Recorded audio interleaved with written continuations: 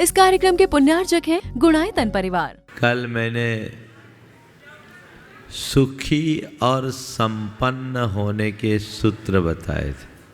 अब मैं आपको सुखी संपन्न होने के साथ साथ सदाबहार प्रसन्न भी देखना चाहता हूँ। प्रसन्न हो कि नहीं? बोले महाराज अभी तो प्रसन्न है। तो अभी जो प्रसन्नता है वो हमेशा बनी रहे, उसका राज क्या है? कभी आपने सोचा? चलिए अब आपसे ही आपकी बात शुरू करूंगा और आज 4 बातें आप सबसे करूंगा। आप प्रसन्न कब रहते हो? बोलो। हाँ, जब मन की हो जाती है तो हम प्रसन्न रहते हैं, है ना? तो अब ये बताओ क्या क्या चीजें हैं जो तुम्हारे मन की होती? हाँ, क्या क्या बोल रहे? मैं तो ठीक है, मैं पूछ रहा हूं क्या क्या चीजें हैं जो तुम्हारे मन की होती है जिससे तुम प्रसन्न होते हो? वो तो अभी की बात है, अंतरंग की बात समझने की है। जब चीजें हमारे मन की होती है तो हम प्रसन्न रहते हैं, और जब हमारी मन की नहीं होती हम खिन्न हो जाते हैं। 24 घंटे में मन की होने वाली चीज़ें कितनी हैं और मन की ना होने वाली कितनी है? बोलो। मन की ज़्यादा होती कि बिना मन की ज़्यादा होती? और सुनो, जो मन की होती है ना वही थोड़ी देर बाद बेमन की हो जाती होती है। हाँ, 2-1 उदाहरण से अपनी बात को आगे बढ़ा रहा हूँ।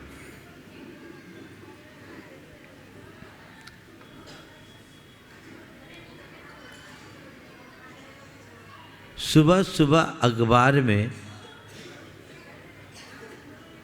विज्ञप्ति जारी हुई, विज्ञप्ति पढ़ी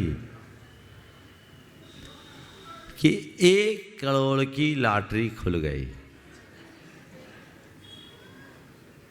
अब मान लो 1 करोड़ की लॉटरी खुलेगी तो प्रसन्न रहोगे कि नहीं रहोगे? हाँ, और अभी तो रामचंद्र नगर वालों की लॉटरी खुली भी है। अब विज्ञप्ति निकली, 1 करोड़ की लॉटरी खुल गई, फूला न समाया। लोगों से बधाइयों का संदेश आना शुरू हो गया और खुशी के मारे उसने शाम को 50,000 की पार्टी भी कर दी।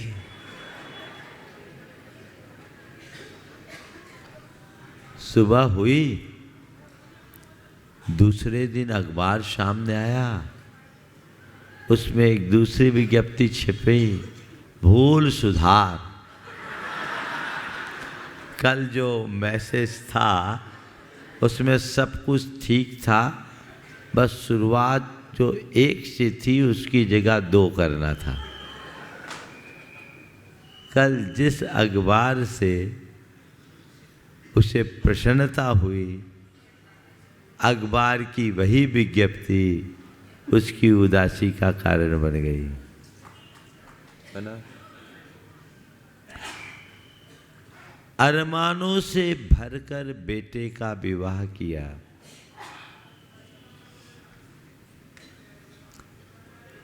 सब कुछ बहुत अच्छा हुआ। विवाह के थोड़े दिन बाद ही किसी बात को लेकर बेटे से अनबन हुई, बेटे ने अपना अलग घर बसा लिया।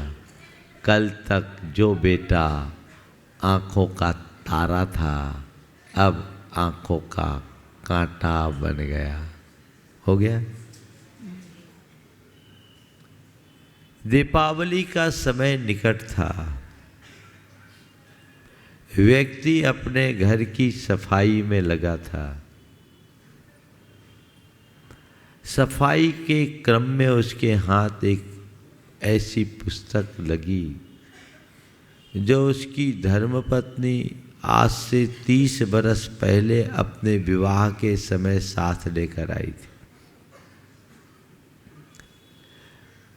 पुस्तक को पलटने के क्रम में उसमें एक चिट्ठी दिखाई पड़ी, एक पत्र नजर आया, और वो पत्र उसकी पत्नी के विवाह पूर्व प्रेमी का था, जो 30 बरस पहले लिखा हुआ था। पत्र पढ़ा, त्योरियां चढ़ गई, आग लग गई। ये बात है, मैं तो इसे कुछ और समझता था, ये तो पूरी उल्टा निकली। पत्नी वही है, पत्नी का व्यवहार भी वही है, सब कुछ वही है, पर जो पत्नी कल तक प्रिया लगती थी, अब उसमें कुल्टा की छवि दिखने लगी, जिसे देखते ही बाछे खिलती थी, अब कलेजा जलने लगा। आखिर क्यों? क्या बदला? चीजें सब वही, जो कल तक सुख का आधार था वही दुख का कारण क्यों बनने लगा? क्या बदल गया? बात समझ में आ रही? चीजों के बदलने से हम पर ज्यादा फर्क नहीं होता, सारा खेल हमारे मन का है। मन बदल जाता है, सब कुछ बदल जाते हैं। हम लोग प्रायः ये कहते हैं कि हम अपने हालातों के कारण दुखी हैं। मेरे हालात अच्छे नहीं इसलिए मैं दुखी हूँ, ये बात सही नहीं है। हम हालातों के कारण दुखी नहीं, हम दुखी होते हैं केवल अपनी मानसिकता के कारण। यदि मानसिकता अनुकूल हो तो बुरी स्थिति में भी हम प्रसन्न रह सकते हैं, और मानसिकता बिगड़ जाए तो अनुकूल स्थिति में भी हम आकुल रहते हैं। होता है।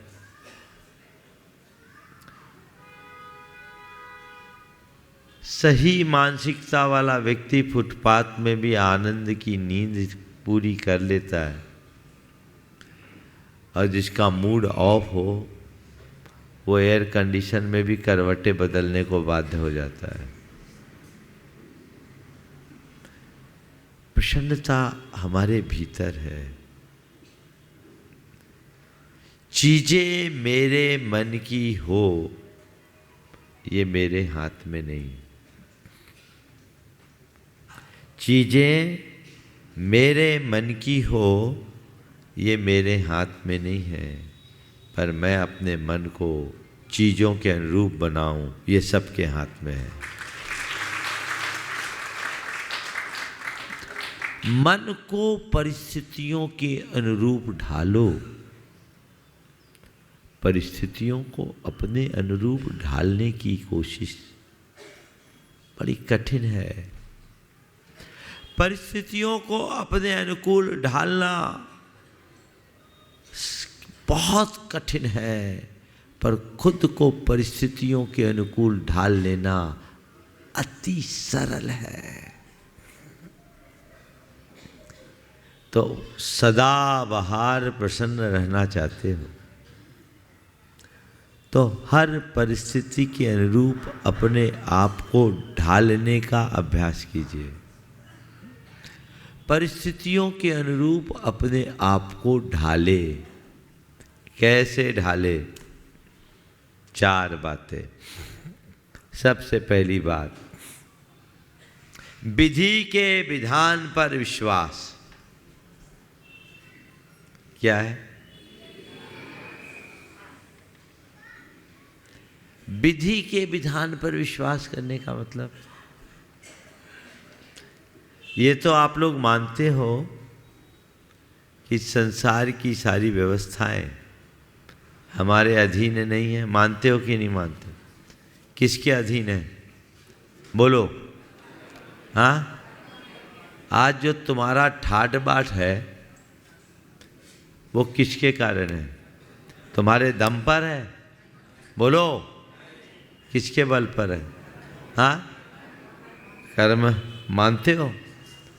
और यदि किसी की हालात खराब है तो उसके पीछे कौन है? हाँ, कर्म है। मानते हो? तो फिर तुम्हारा ठाठ तुम्हारे कर्म की देन, और तुम्हारी परेशानियां भी तुम्हारे कर्म से। इस पर जब विश्वास है तो फिर रोना क्यों रोते हो? दोनों को कर्म का फल मान करके स्वीकार करो ना। ये संसार पुण्य पाप का खेल है। अनुकूल है तो भी कर्म के कारण, प्रतिकूल है तो भी कर्म के कारण। ये जब तुम्हारे पास रेलम पेल हो तो समझ लो ये कर्म का उदय है, और तुम्हारा बंटा धार हो तो समझ लो कर्म का उदय है। मैं देख रहा हूँ आज रविवार है, जगह तो ऐसे ही छोटी है और छोटी पड़ रही है। हम आप लोगों को सर्दी में एक एक्सरसाइज कराना चाहते हैं। थोड़े से खड़े हो जाइए सब लोग, थोड़े खड़े हो जाइए। 20 सेकंड की एक एक्सरसाइज। जो नीचे बैठे वो खड़े हो जाइए। सब लोग जल्दी से खड़े हो जाइए, जल्दी जल्दी जल्दी जल्दी जल्दी। इतना विलंब मत कीजिए, जल्दी। माताएं नुकसान में रहोगी, जल्दी खड़ी हो जाओ। अभी बैठना नहीं है, खड़े कर रहे हैं हम। खड़े होइए ना आप लोग। आप लोग खड़े, पीछे वाले खड़े करो जितने बैठे। भैया कैमरा ले जाकर लगा के उनके सबके दर्शन कराना पड़ेगा, नहीं तो। खड़े हो जाओ जल्दी से। एक को भी बैठना नहीं है, सबको। और जो 2-3 वो कुआं बना हुआ उसको खड़े करो। तो हम पास बुलाना चाह रहे हैं, आप दूर भाग रहे हो। तो मैं ये कह रहा था, हमारे जीवन में जितने भी अनुकूल प्रतिकूल संयोग हैं वे सब कर्म के अधीन हैं। तो कर्मोदय मानकर अगर हम उनको स्वीकार कर लें तो क्या हमें आकुलता होगी किंचित भी? तो चाहे तुम्हारे जीवन में कोई भी विपत्ति हो, चाहे जैसी बीमारी हो, चाहे जैसा वियोग हो, चाहे जैसी विसंगति हो, क्या मानना है? ये विधि का विधान है। ठीक है, कर्म का उदय। विचलित होगे? मेरे जीवन में मेरे ऊपर कोई विपत्ति ना आए ये मेरे हाथ में नहीं है, पर बड़ी सी बड़ी विपत्ति में भी मैं विचलित ना हूं ये तो मेरे हाथ में है। बोलो। तो हमें क्या करना चाहिए? जो अपने हाथ में है उसे सहेजना चाहिए, या जो अपने हाथ से बाहर है उसके पीछे भागना चाहिए? हाँ, जो अपने हाथ में उसे सहेजना चाहिए। करते क्या हो? करते क्या हो? जो हाथ में नहीं है उसके पीछे भागते हो। तो ऐसे व्यर्थ में हाथ पांव मारने से क्या होगा? रिजल्ट शून्य होगा। तो व्यर्थ में हाथ पांव मत मारो। जो अपने हाथ में है उसे सहेजो। जिसके हृदय में कर्म सिद्धांत पर विश्वास होता है वो बड़ी सी बड़ी बाधा से भी विचलित नहीं होता।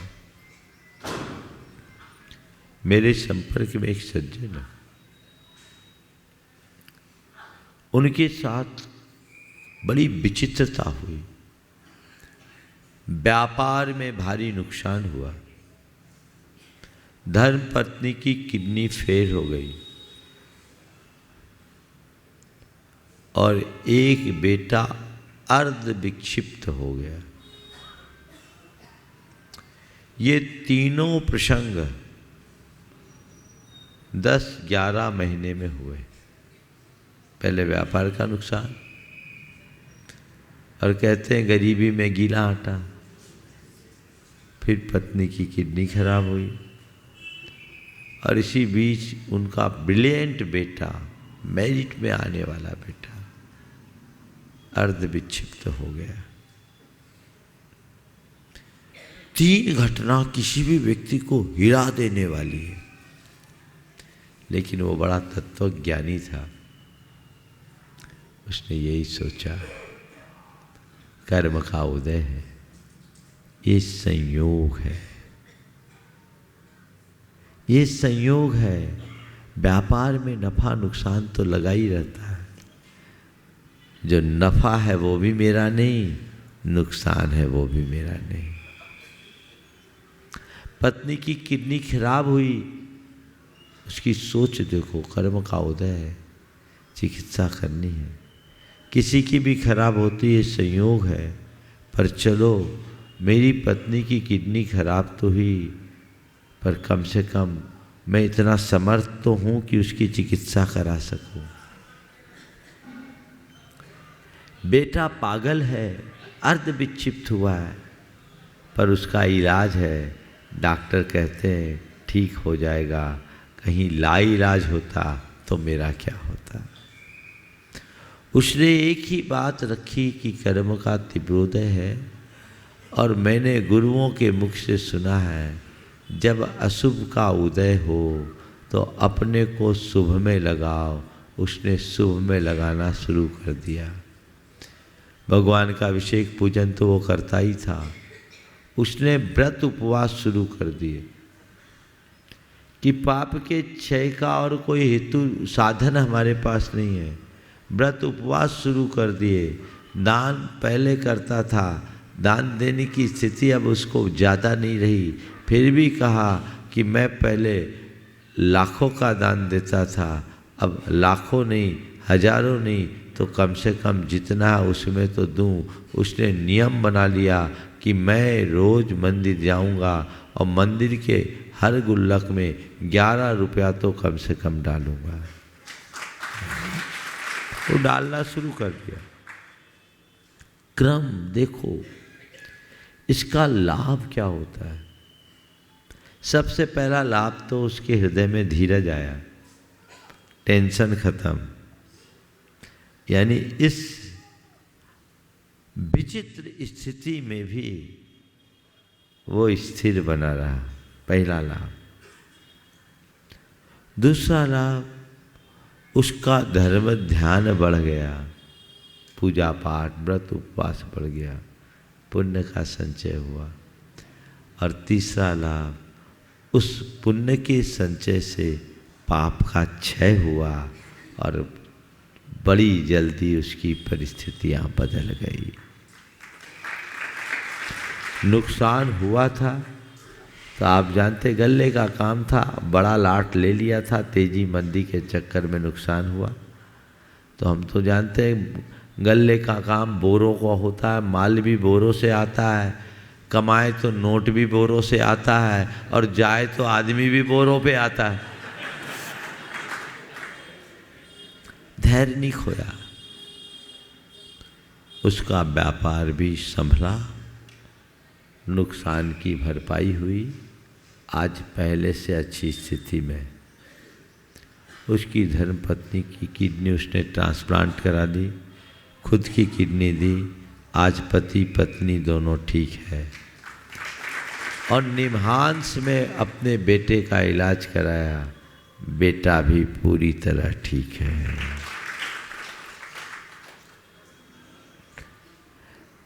वो कहता है कि महाराज जी आप लोगों से ही सीखा है, जब कर्म का तीव्रोदय होता है तो कोई निमित्त काम नहीं करता, और जब कर्म बदल जाता है तो अपने आप सब कुछ ठीक हो जाता है। हम लोगों ने पुराणों में ढेर कहानियां पढ़ी है। राजा था, रंक बन गया, सारा राजपाट खोना पड़ा, और फिर पुण्य का योग आया, वापस राज पा गया। तो ये सबके जीवन में जो उतार चढ़ाव है,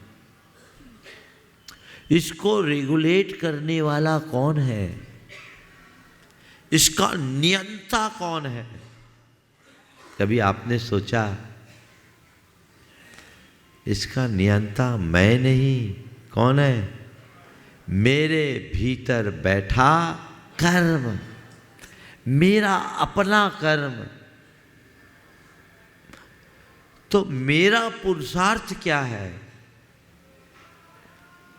परिस्थितियों को कोसने की जगह कर्म को काटने का यत्न, और कर्म को काटने का सर्वश्रेष्ठ साधन क्या है?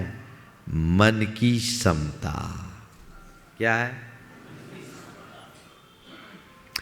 विधि के विधान पर विश्वास जम जाए तो आप कभी दुखी नहीं होगे। चार बातें मुझे जो प्रसन्नता की बोलनी है, मैं उसमें आज केवल एक से अपनी बात पूरी करूंगा, शेष बचा के रखूंगा। महाराज कल आप फिर यहाँ रहोगे, तय हो गया है ना? मैं बोलता हूँ मैं यहाँ रहूँगा, ये तय है या नहीं आप तय कर लो। महाराज जहाँ रहेंगे कल हम वहाँ रहेंगे। क्यों? प्रसन्नता बनी रहेगी ना। अभी सूत्र क्या दिया मैंने, आप प्रैक्टिकल करा रहा हूँ।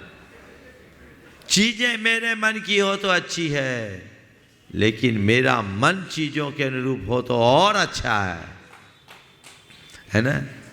तो हमको तो महाराज आपसे सूत्र लेना है, आप जहाँ रहोगे वहाँ हम रहेंगे।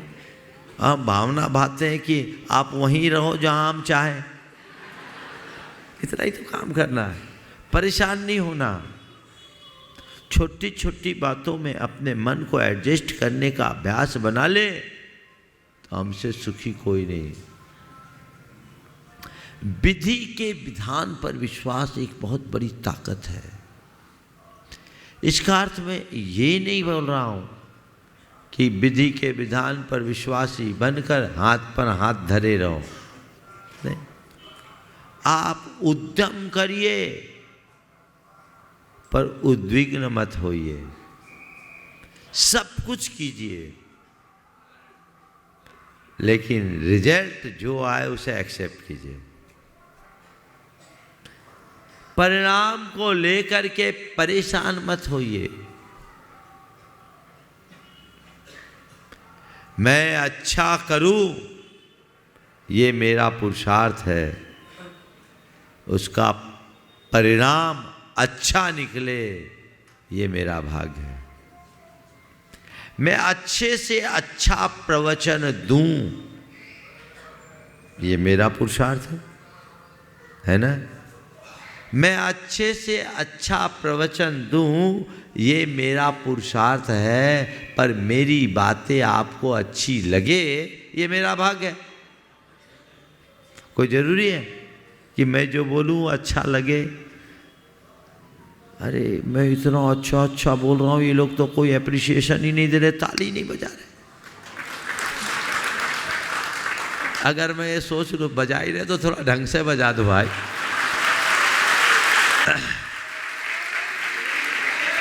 सर्दी में थोड़ा होने तो होते ना, एक्सरसाइज हो जाती, आजू बाजू वालों की नींद भी चले जाती। तो क्या हुआ? जब मैं अपने पुरुषार्थ पर ध्यान देकर अपनी बात करता हूं, मेरे अंदर उत्साह उमड़ता है और परिणाम को सहज भाव से स्वीकार करता हूं। आनंद रहता है, प्रसन्नता रहती। और यदि मैं परिणाम को लेकर अपना कोई आग्रह जगा लूं,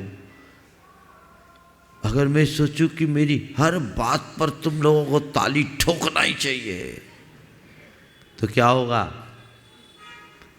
अगर मैं ये मान करके बैठ जाऊं कि मेरे प्रवचनों की प्रशंसा होनी ही चाहिए, तो क्या होगा? उसी पल मुझे दुखी होना पड़ेगा, ये सबका अनुभव। तो अपने आप को दुखी होने से बचाना चाहते हो तो विधि के विधान पर विश्वास करो। विधि के विधान पर विश्वास, अच्छे में भी और बुरे में भी। आप अच्छे को स्वीकार करते हो तो बुरे को भी स्वीकार करो। समझिए, अच्छे को स्वीकार करते हो तो बुरे को भी स्वीकार करो।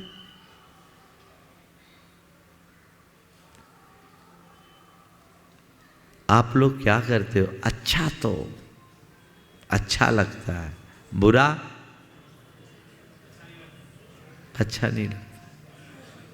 पुराने जमाने की बात है, जब गुलाम प्रथा थी,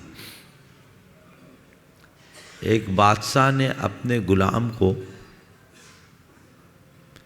खीरा चखने के लिए दिया। खीरा का ऊपरी भाग थोड़ा खारा होता है, चखने के लिए दिया। बोला देख कैसा है, टेस्ट करके। बोला बहुत मीठा।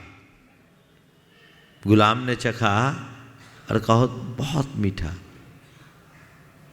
बादशाह ने खाया तो खीरा थोड़ा कड़वा था, कड़वापन निकला नहीं था। बोले क्यों, ये तो खीरा कड़वा है और तू इसने चाव से खा लिया। तुझे मैंने जो हिस्सा दिया वो तो और कड़वा था, तूने बोला क्यों नहीं? तू तो ऐसा लगा जैसे कि मिठाई खा रहा है। दास ने जो बात कही बहुत गहरी है, समझने की। उसने कहा जो बादशाह मुझे रोज मीठे मीठे फल खिलाता है, आज एक कड़वा टुकड़ा भी मिल गया तो क्या हो गया, मैंने उसे मीठा मान लिया।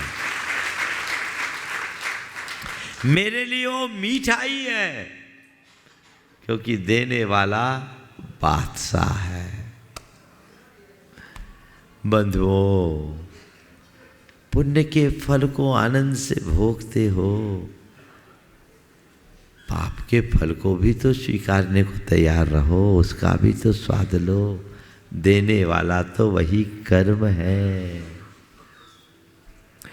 विधि के विधान पर विश्वास रखने वाला मनुष्य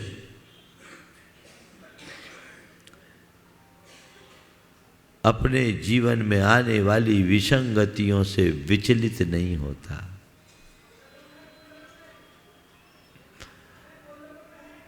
न तो पुण्य में अभिमान करता है और न ही पाप में दीनता लाता है। दोनों में समबुद्धि बनाए रखता है।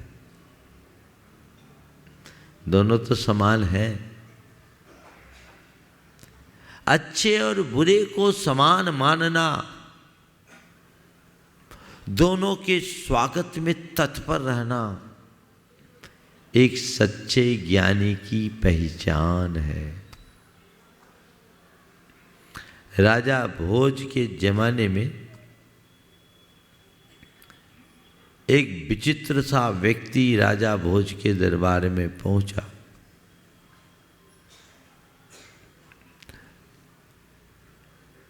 द्वारपालों से कहा कि जाओ राजा से कहो कि आपका भाई आपसे मिलने आया। द्वारपाल को बड़ा आश्चर्य हुआ कि इतना फटेहाल आदमी राजा का भाई कैसे हो सकता, लेकिन उसने बड़ी दृढ़ता से कहा कि जाओ राजा से कहो कि आपका भाई आपसे मिलना चाहता है। जब उसने इतना जोर देकर कहा तो राजा तक संदेश पहुंचाएगी कि बाहर एक फटे हाल सा आदमी अपने आप को आपका भाई बोलता है, आपसे मिलना चाहता है, क्या आज्ञा है। राजा को भी बड़ा कुतूहल हुआ, बोले उसको आने दो। आया, राजा अपने दरबार में था और वो ऐसी भावभंगिमा से राजा को देखे जैसे बड़ा चिर परिचित। पहचाना? पहचाना? तुम कौन? बोले नहीं पहचाना। अरे तुम्हारा भाई। मेरा भाई कैसे? राजा बन गए, सब भूल गए। अरे मैं तुम्हारा भाई हूं। बोले कैसे? तुम मेरे भाई कैसे हुए? बोले सुनो, आपदा मम मातासी संपदा तथैव तव। आपदा मम मातासी संपदा तथैव तव। आपत संपत्त्यो भागिन्यो तस्मा आवाम सहोदरो। हे राजन, मेरी माँ का नाम आपदा है और आपकी माँ का नाम संपदा है। मैं आपदा का बेटा और तुम संपदा के बेटे। और आपदा और संपदा दोनों सगी बहनें हैं, तो हम दोनों मौसेरे भाई हुए कि नहीं हुए? बोलो। जो पुण्य से ठाट है वह भी कर्म है और जो पाप का प्रकोप है वह भी कर्म है, और दोनों में समता बनाए रखना ही तुम्हारा धर्म है।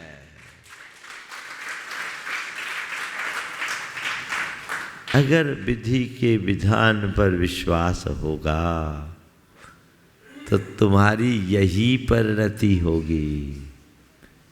आप लोग क्या करते हो? विधि के विधान पर विश्वास तो रखते हो, पर खूब हाथ पांव मार लेते हो, और खूब हाथ पांव मारने के बाद आखिरी में कहते क्या करे कर्म का उदय है। यही है ना? जो बात आखिरी में उससे पहले ही क्यों नहीं स्वीकारते? विचलित मत होना। कर्म की मार महापुरुषों को भी पड़ती है। कई बार इतना दुख मेरे ऊपर क्यों? एक बार एक ने कहा महाराज हमने जीवन में कोई गलत काम नहीं किया, फिर भी मेरे परिवार में इतनी विपत्तियां क्यों? मैंने कहा पारसनाथ भगवान से मिलो, 10 भाव के रिकॉर्ड में कोई भी गलत काम नहीं दिखता, फिर भी उनमें विपत्तियां क्यों? बोलो। पारसनाथ भगवान धर्मी थे कि नहीं? गारंटेड धर्मी। तुम में तो नकली धर्म भी हो सकता है, ठीक है नहीं? एकदम 24 कैरेट सोना थे, 10 भावों में उनका कोई रिकॉर्ड खराब नहीं है, लेकिन पुराना कर्म का बैलेंस और संयोग कुछ ऐसा कि 10 भाव में कर्म ने झटके पर झटके दिए, लेकिन हर उपसर्ग में उनका उत्कर्ष हुआ। यही वेद विज्ञान का प्रताप है। विपत्तियां आएगी, घबराना नहीं। और एक बात मैं और कहता हूं साथ में, धर्मी पर ही विपत्तियां आती है, पापियों पर नहीं। विपत्तियां धर्मी पर आती है, पापियों पर नहीं। परीक्षा सतियों की होती है, वेश्याओं की नहीं। उपसर्ग साधुओं पर आते हैं, डाकुओं पर नहीं, है ना? कसौटी पर सोने को कसा जाता है, पीत पीतल को नहीं। तो तुम पर अगर कोई कसौटी आए तो इस बात का मलाल मत रखो कि मुझे कसौटी पर क्यों कसा जा रहा है। इस बात की खुशी मानो कि मुझे सोना माना जा रहा है। पीतल को कोई कसौटी पर कसता है क्या? तो यदि तुम्हारे सामने कोई कसौटी आए तो समझना मैं सोना हूं। ये कसौटी सोना होने का प्रमाण बनकर उपस्थित हुई है। दृष्टिकोण बदलिए। ऐसा दृष्टिकोण यदि अंतरंग में जग गया कभी दुखी नहीं होगे। ठीक है, कर्म का उदय आया है, सलट जाएगा। ये खेल है, चलता रहता है, घबराना बिल्कुल भी नहीं है। तो जीवन में जब भी ऐसे कोई प्रसंग आए क्या करना है? कौन सा मंत्र जपना है? कर्म का उदय। किसका उदय? कर्म का उदय। आएगा जाएगा, चला जाएगा। आत्मा के श्रद्धानी बनो कि सब कुछ नष्ट हो जाए तो भी मेरी आत्मा का एक प्रदेश भी इधर से उधर नहीं हो सकता। है ऐसा विश्वास?